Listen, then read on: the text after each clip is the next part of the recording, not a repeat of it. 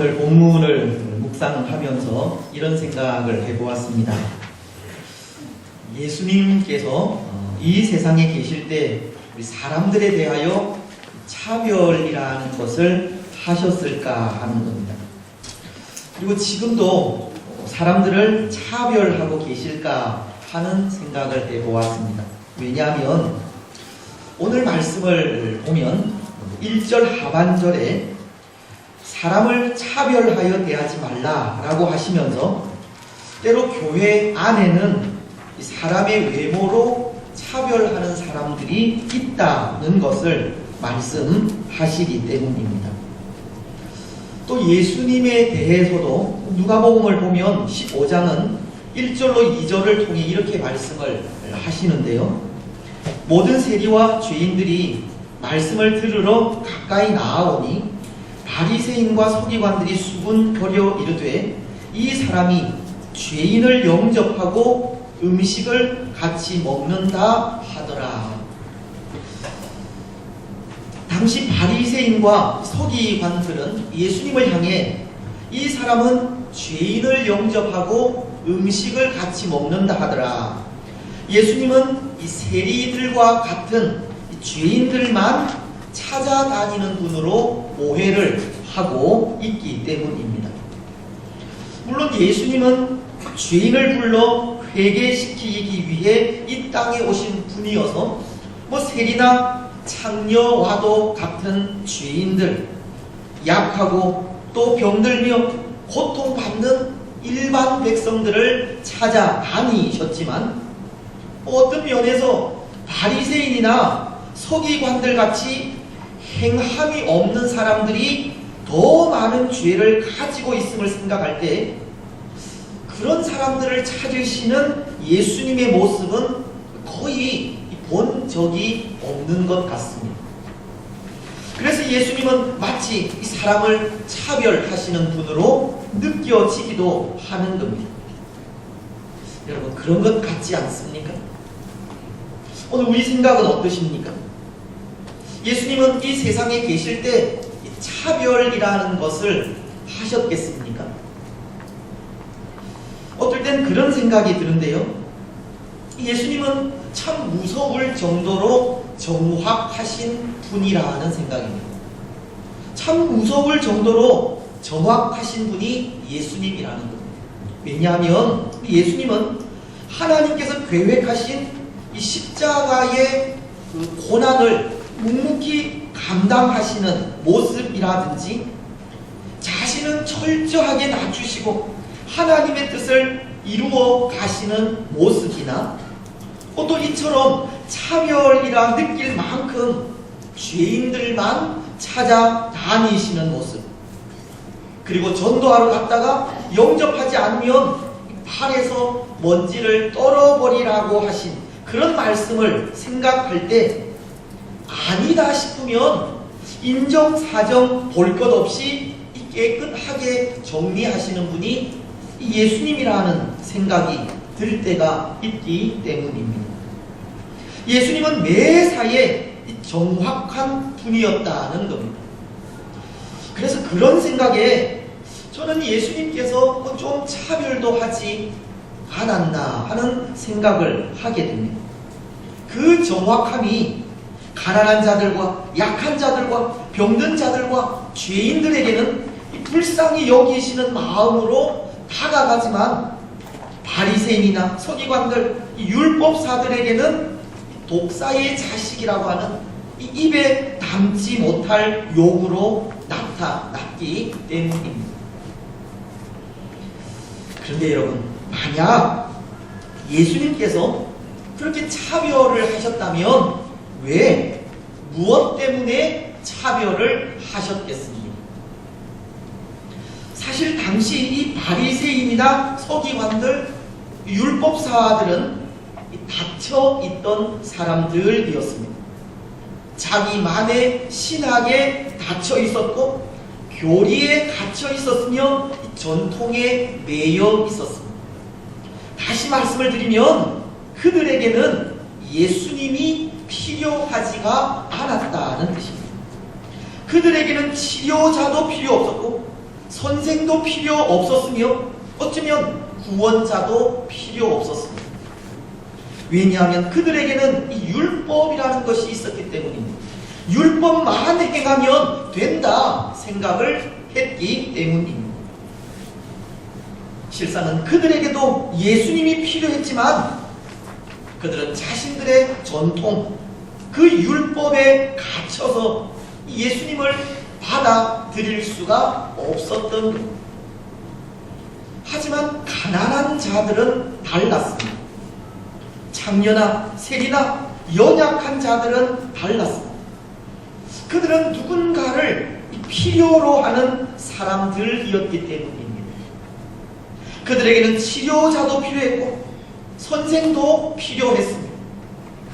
그들은 애타게도 구원자를 목말라 하던 사람들이었습니다. 그들은 율법을 지킬 수가 없었기 때문입니다. 때로 그들은 살기 위해서 도둑질도 해야 했고 살기 위해서 행음도 해야 했습니다. 그래서 그들은 그들의 그 죄로 인해 예수님 없이는 도저히 살아갈 수가 없는 사람들이었습니다. 여러분, 예수님은 사람들이 필요한 곳에 가신 겁니다. 치료자가 있어야 할 곳, 선생이 있어야 할 곳, 구원자가 있어야 할 곳, 그 필요한 곳에 가신 겁니다. 누구를 차별하거나 외모로 판단하여 대하신 것이 아니라 예수님은 예수님을 필요로 하는 곳에 찾아다니셨다는 겁니다. 사랑하는 여러분, 오늘 우리는 어떻습니까? 오늘 우리는 예수님을 필요로 하고 있습니까? 우리에게 예수님의 도우심이 필요하고 예수님의 은혜가 필요합니까? 어쩌면 오늘 우리도 바리새인이나 당시 종교 지도자들처럼 이제 더 이상 예수님이 필요하지 않은 것이 아닌가. 우리는 모든 것을 다 가진 듯 살아가고 있기 때문입니다. 오늘 우리에게 치료자도 있고 교회도 있으며 설교자도 있기 때문에 예수님이 더 이상 필요하지 않을 수 있다는 거예요. 하지만 여러분, 그럼에도 오늘 우리에게는 예수님이 필요합니다. 우리에게 치료자도 있고 교회도 있으며 설교자들도 있지만 그럼에도 예수님을 필요로 합니다. 우리는 여전히 죄성을 가지고 있기 때문입니다. 아직도 예수님을 닮지 못했기 때문입니다. 아직도 예수님처럼 살지 못하기 때문입니다. 여러분, 오늘 말씀을 보십시오. 말씀은 오늘 우리에게 이 땅에 있는 모든 사람들이 다 예수님이 필요하다는 사실을 말씀하고 있습니다. 1절을 보시면 이렇게 말씀하시기 때문인데요. 내 형제들아, 영광의 주 곧 우리 주 예수 그리스도에 대한 믿음을 너희가 가졌으니 사람을 차별하여 대하지 말라. 특히 말씀은 예수 그리스도에 대한 믿음을 가졌으니 사람을 차별하여 대하지 말라라고 하시는데요. 이 말씀은 예수님에 대한 믿음을 사람을 차별하는 태도와 함께 가지지 말라고 하시는 뜻입니다. 여러분, 무슨 의미이겠습니까? 예수님에 대한 믿음을 사람을 차별하는 태도와 함께 가지지 말라고 하는 이 말씀이 무슨 의미이겠습니까? 이 세상에 예수님을 필요로 하는 사람들이 많이 있다는 뜻입니다. 예수님에 대한 믿음을 가져야 할 사람들이 얼마든지 있다는 것입니다. 그런데 혹 믿음을 가진 우리가 사람을 차별하여 대함으로 예수님을 필요로 하는 사람들에게 상처를 줄까 염려하는 모습이 오늘 본문의 모습입니다. 예수님에 대한 믿음이 사람을 외모로 취하는 가치관과 공존함으로 범죄하게 될 것을 염려하는 말씀이라는 것입니다. 그래서 계속되는 2절과 4절은 이런 말씀을 하시는 겁니다. 금 가락지를 끼고 아름다운 옷을 입은 사람과 남루한 옷을 입은 가난한 사람을 보면서 부자처럼 보이는 사람은 좋은 자리에 앉히고 가난하게 보이는 사람은 아무렇게나 대하는 그런 잘못을 범하지 말라고 하시는 겁니다. 믿음을 가진 사람들은 예수님을 필요로 하는 자들의 겉모양만을 보고 판단하여 차별하지 말라는 것이고, 하나님께서 택하신 모든 사람들이 다 예수님을 만날 수 있게 하라는 것입니다. 그렇습니다. 오늘 이 세상엔 아직도 예수님을 필요로 하는 사람들이 많습니다. 예수님을 만나야 하는 사람들이 많습니다. 예수님이 소망이 되어야 할 사람들이 많다는 겁니다. 오늘 우리는 그들로 하여금 예수님을 만나게 해야 합니다. 혹 오늘 우리의 잘못된 행동 때문에 사람들이 교회를 떠나게 하는 일이 없도록 해야 하고, 믿음에 따르는 행함이 없으므로 사람들에게 상처를 주는 일도 없도록 해야 합니다. 무엇보다도 사람을 차별하여 대하지 말아야 합니다. 오늘 4절 말씀은 서로 차별하여 대하는 것은 우리 속에 이 악한 생각으로 차별하는 것이다 라고 말씀을 하시듯이, 악한 생각을 가지고 판단하거나 차별하는 일이 없어야 합니다. 그렇습니다. 그래서 오늘 우리는 이 말씀, 사람을 차별하여 대하지 말라고 하시는 이 말씀에 담긴 뜻을 네 부분으로 나누어서 생각을 하고자 하는데요. 먼저는 이 사람을 차별하여 대하지 말라고 하는 이 말씀은 사람들을 실족하게 하지 말라고 하시는 그런 뜻이 담겨져 있습니다. 예수님이 필요로 해서 교회를 찾은 사람들은 많은데, 때로 보이는 모습이나 겉모양으로 사람을 판단하다가 그들에게 상처를 주고 교회를 떠나게 하지 말라는 뜻입니다. 여러분, 초대교회에는 그런 모습들이 있었던 것 같습니다.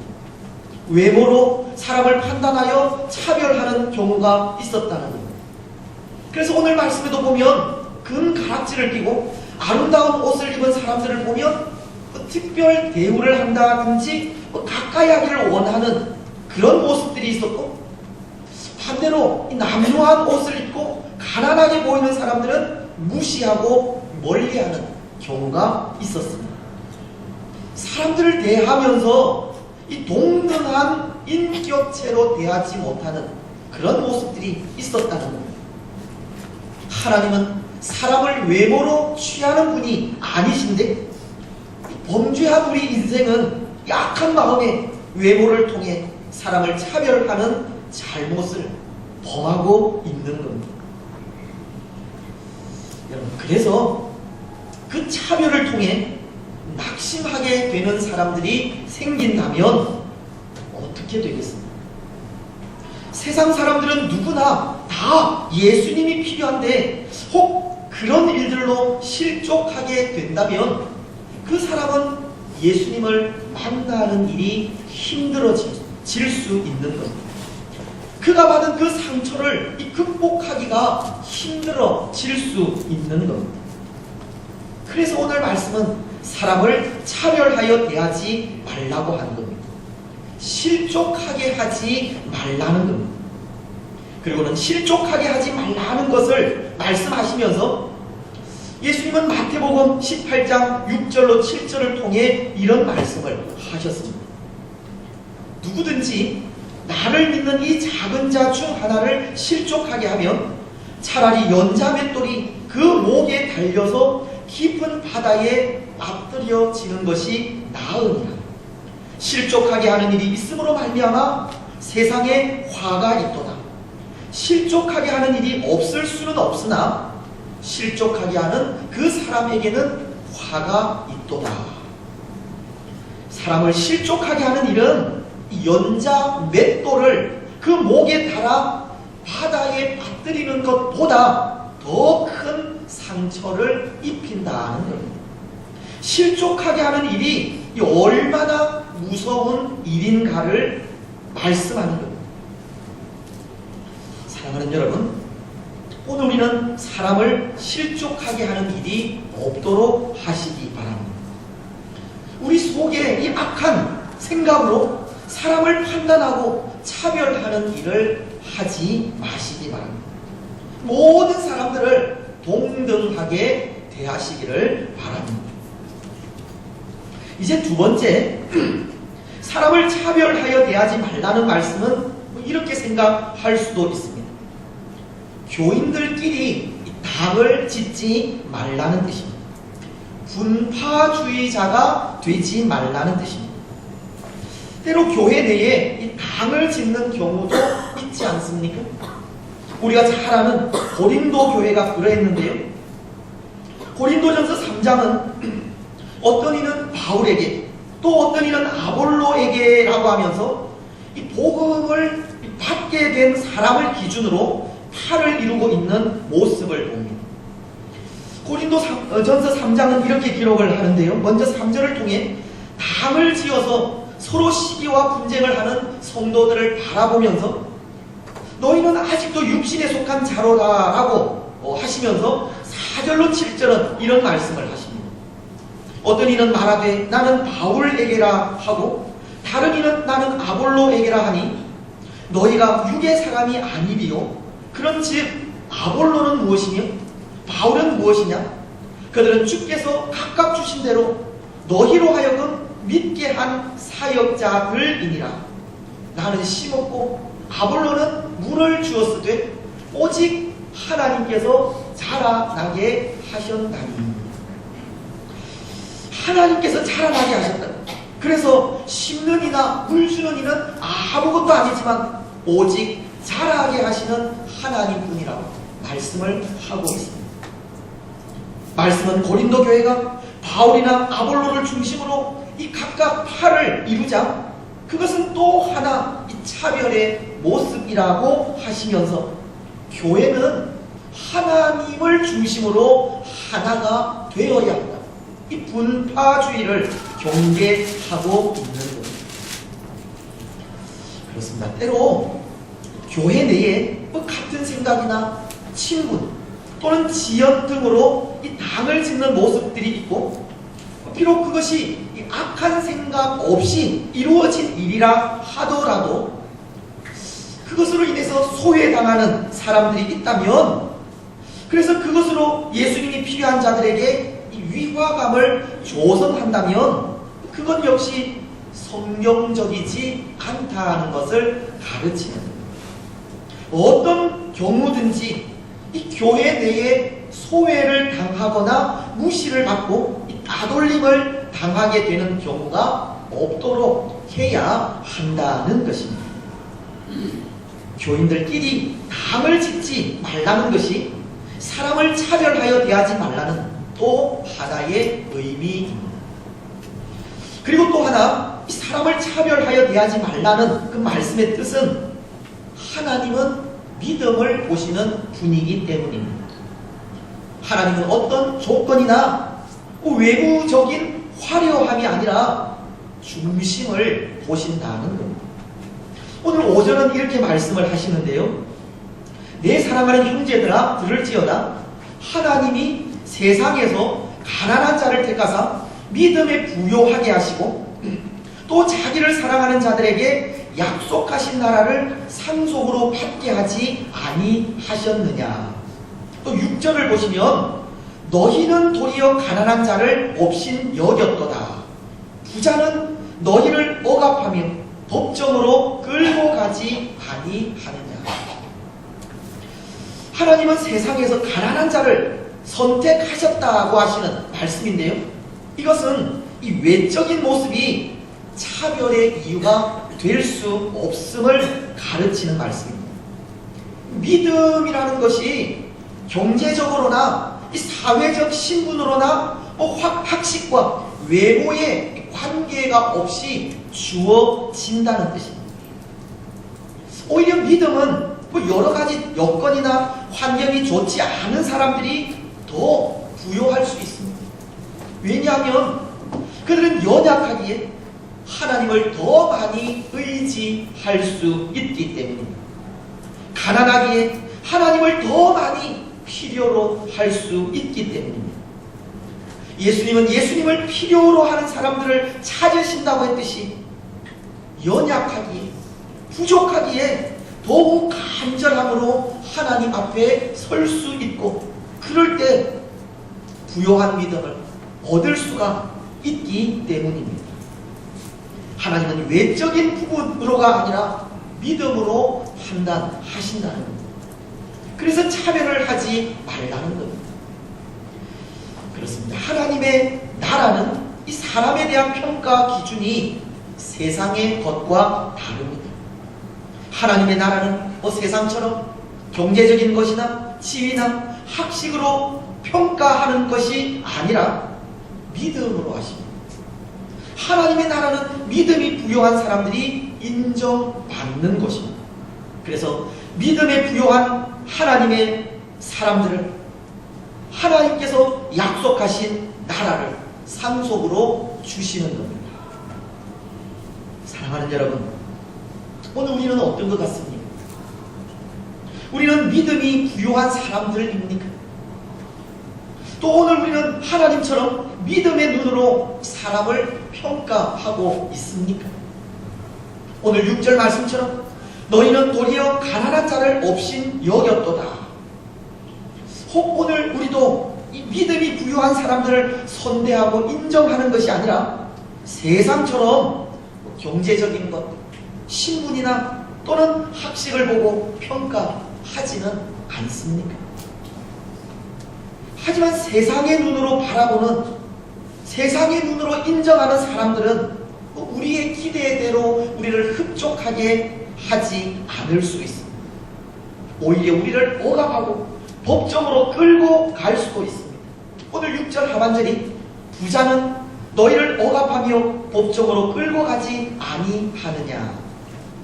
그들은 하나님을 알지 못하고 하나님의 가치를 지니지 않아서 세상적인 판단으로 평가하여 오히려 우리를 힘들게 할 수도 있는 겁니다. 물론 경제적인 부에 많은 학문에 지위가 있는 사람이 믿음에도 부요하면 얼마나 좋겠습니까? 또한 그런 사람들도 있을 수 있습니다. 그래서 하나님은 그런 사람들을 찾으시고 그런 사람들에게도 약속하신 상속을 주십니다. 하지만 재물을 가지고 지위를 가지고 지식을 가지고 믿음까지 가지기는 참 어려운 일입니다. 이런 이야기가 있는데요. 단순히 이야기일 뿐인데 한 형제가 천국에 갔습니다. 동생은 선교사로서 자신의 선교지에서 온 몸을 다해 헌신하다 하나님께 불림을 받았고, 이에 비해 형은 세상에서 많은 재물을 가지고 살다 하나님께 불림을 받았습니다. 선교사로서 자신을 희생하며 살다가 동생은 말할 것도 없고, 형 역시도 세상에서 많은 재물을 가졌음에도 그래도 나름대로 열심히 하나님을 섬기며 믿음을 지켰는데요. 이제 이 형제가 나란히 하나님 앞에 서서 이 상급의 심판을 받게 된 것입니다. 여러분, 형과 동생 중에 누가 하나님의 상급을 더 많이 받았겠습니까? 제가 이렇게 질문하는 것은 답이 정해져 있습니다. 형이 더 많이 받았습니다. 그래서 동생이 의아해하며 하나님께 물었습니다. 하나님, 저는 선교지에서 먹을 것도 마음껏 먹지 못하고 선교지를 위해 희생했지만 형은 많은 재물로 부유한 삶을 살았습니다. 그런데 어째서 저보다 형에게 더 많은 상급을 주십니까? 그래서 하나님은 이렇게 대답을 하시는 겁니다. 이 세상에서 재물을 가지고 하나님을 섬기기가 쉽지 않은데 내 형은 재물이 있음에도 믿음을 잃지 않았다.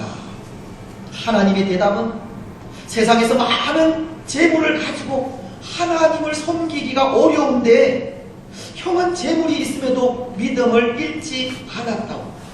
그것이 동생보다 상급이 큰 이유였다는 겁니다. 이 재물을 가진 자는 그만큼 믿음을 유지하기가 힘들다고 하는 이야기입니다. 예수님도 그런 말씀을 하셨지 않습니까? 부자가 천국에 들어가는 것이 낙타가 이 바늘 귀에 들어가는 것보다 더 힘들다고 하셨습니다. 마태복음 19장 24절은 다시 너희에게 말하노니 낙타가 바늘 귀로 들어가는 것이 부자가 하나님의 나라에 들어가는 것보다 쉬우리라. 결국은 이 부자가 믿음을 가지기가 힘들다는 의미입니다. 비록 부자가 믿음을 가지기는 힘들지만 이 부자도 재물이 아니라 믿음으로 하나님의 나라에 들어가는 것입니다. 하나님께서 보시는 것은 바로 이 믿음이라는 겁니다. 그래서 하나님은 사무엘 선지자에게 사울을 이어 이스라엘의 왕이 될 사람을 기름 부어 세우라고 하시면서 말씀하신 이 조건이 있었습니다. 중심입니다. 사무엘상 16장 7절은 이렇게 말씀을 하시는데요. 여호와께서 사무엘에게 이르시되 그의 용모와 키를 보지 말라. 내가 이미 그를 버렸노라. 내가 보는 것은 사람과 같지 아니하니 사람은 외모를 보거니와 나 여호와는 중심을 보느니라. 여러분, 하나님은 중심을 보십니다. 하나님에 대한 믿음을 보신다는 겁니다. 오늘 우리는 이 믿음을 가져야 합니다. 다윗이 가진 그 중심, 참 믿음을 가져야 합니다. 하나님께서 인정하시는 사람은 외적인 부요함을 소유한 사람이 아니라 그 중심에 참 믿음을 소유한 사람이기 때문입니다.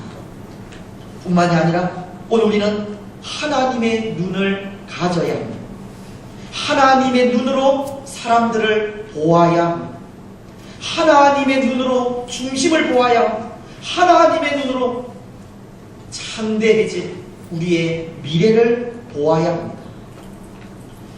여러분, 오늘 우리는 믿음의 사람들이 되시고 하나님의 눈으로 사람들 속에 있는 하나님의 형상을 보시기를 바랍니다. 이제 마지막 사람을 차별하여 대하지 말라는 말씀은 그것은 죄를 짓는 일이기 때문입니다. 9절 말씀을 보십시오. 이렇게 말씀을 하지 않습니까?